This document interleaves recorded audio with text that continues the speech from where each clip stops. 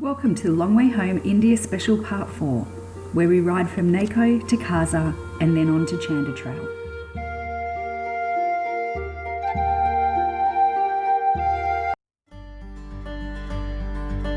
After an unforgettable time in Nako, we saddled up to make our way further into the Spiti Valley.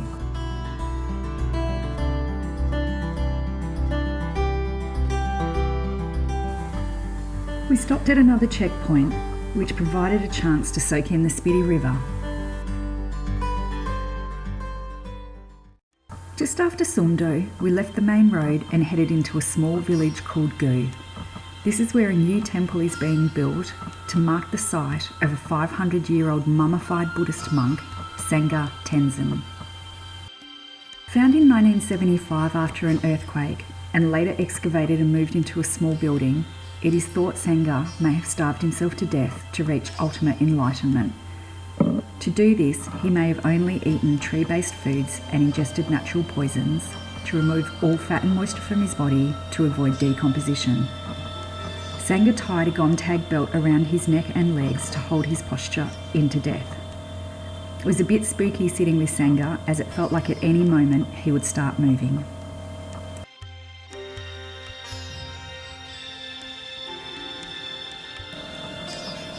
Moving into the new temple, we were very fortunate to see two brothers, rattan artists, creating the Buddhist statue and decoration within the temple.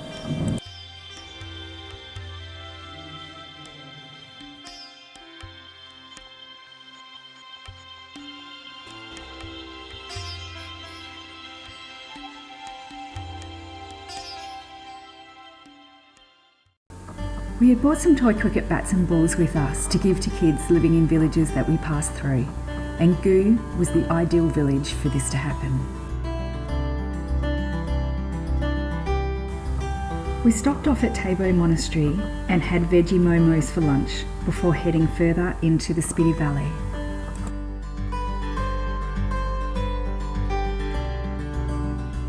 We stopped again, this time to marvel over the village of Denka, which used to be the capital of the Spiti Valley. At 3,894 metres, this village was fascinating to view, and with a 1,200-year-old monastery, it is a scene from yesteryear.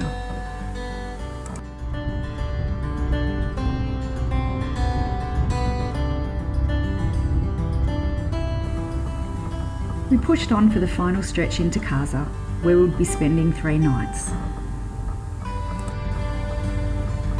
Kaza is at an elevation of 3,650 metres and is the commercial centre of the Spiti Valley.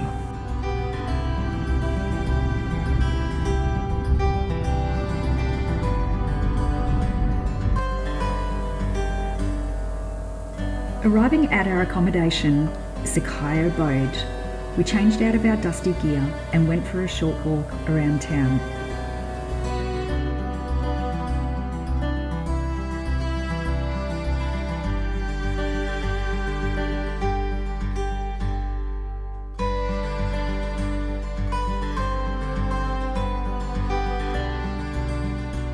I was growing very fond of my bike and stopped to get another look at it and the other bikes.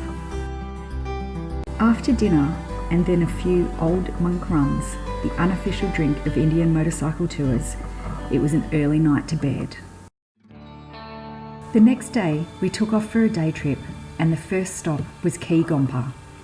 Sitting at 4,166 metres, this is the largest monastery of the Spiti Valley and is a religious training centre for lamas. We then rode on to Shila, where Shila Peak, over 6,000 metres, towers behind.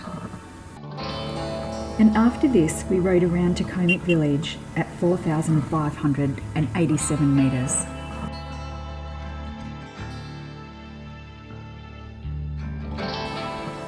Again, we were in incredible surrounds, and I stopped to take it all in and captured our group riding off into the distance.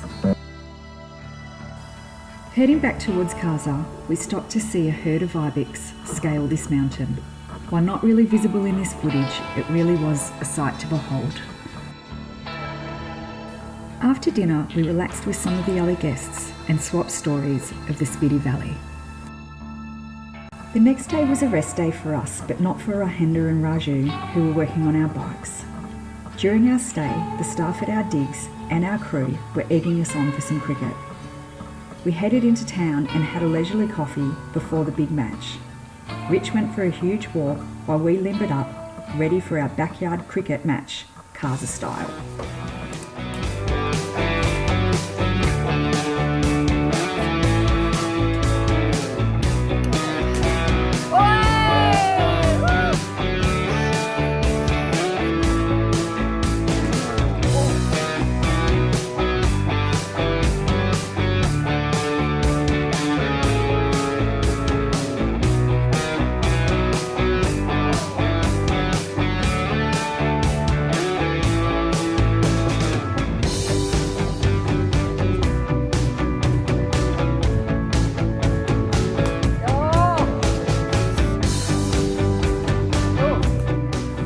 The gents did an amazing job running around in the backyard at such high altitude, and after loads of fun and the final disappearance of the ball in the shrub, we settled in for another round of monk rum and our final night in Kaza.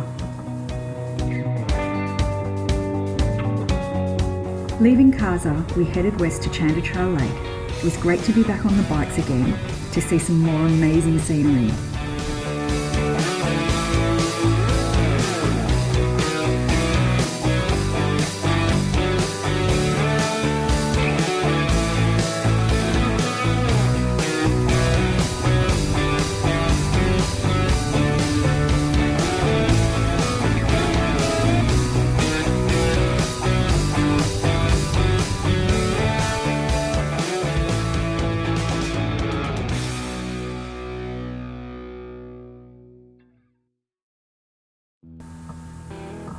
As you can see, it was pretty wet, but it did not dampen the ride at all.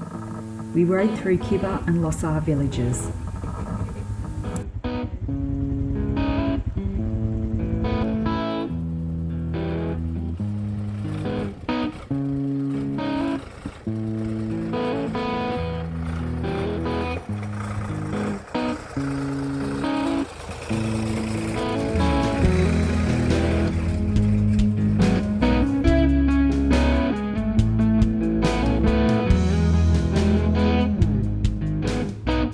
We stopped at another stunning spot, marking the Konzum Pass and the gateway into the Lahore Valley.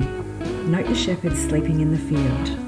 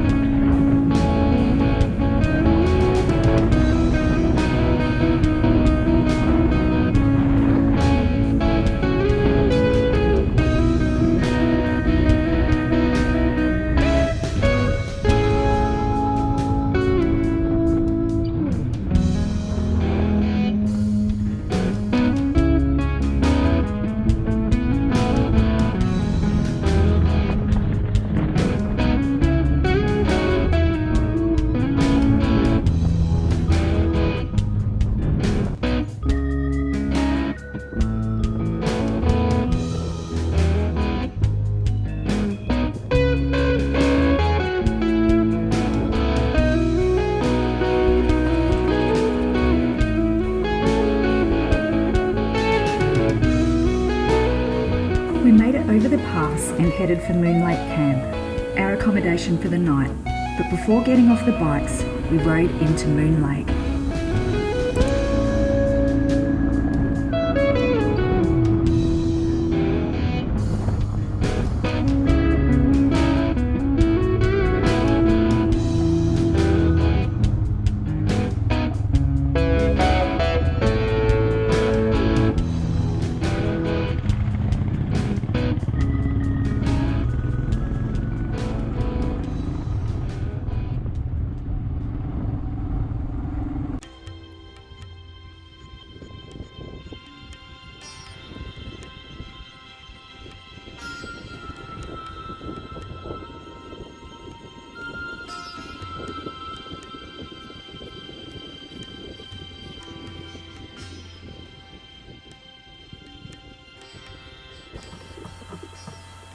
This lake is about 4,300 metres.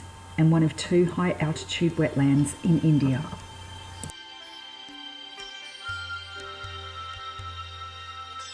It was a hard walk to the lake due to the high altitude, but of course it was very worth the effort.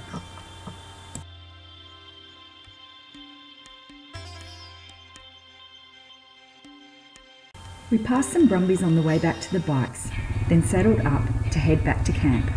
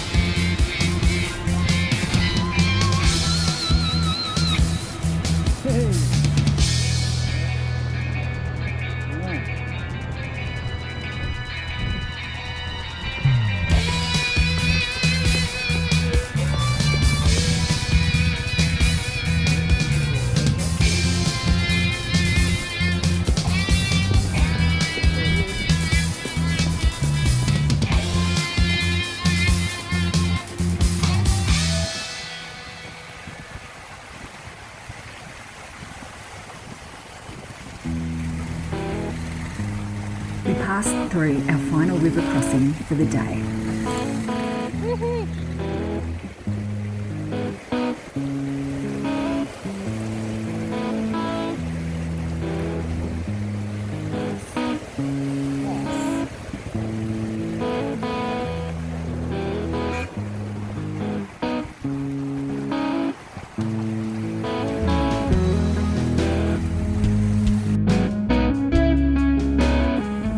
We were invited into the staff tent where a hikari stove kept us warm as we ate dinner on our laps. It was a wonderful opportunity to get to know our support crew better, and we had some laughs before retiring for the night.